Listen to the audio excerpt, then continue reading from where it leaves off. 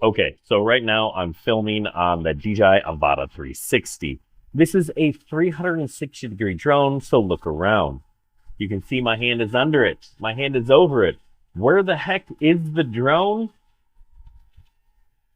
It's here. And 360 drones are pretty awesome. You can look in any direction and see whatever it is that is around you. I want to take this thing back to my studio.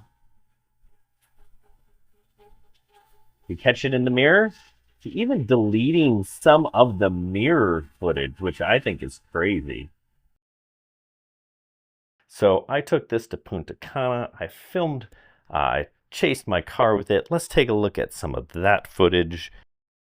Now, a 360-degree drone is a really awesome tool. You can film and then change the perspective later in post, or look around. You can in a 360 video. This is a 360 video. Not a lot of people do these. If you're on your phone, move your phone around. If you're on a computer, move the mouse around.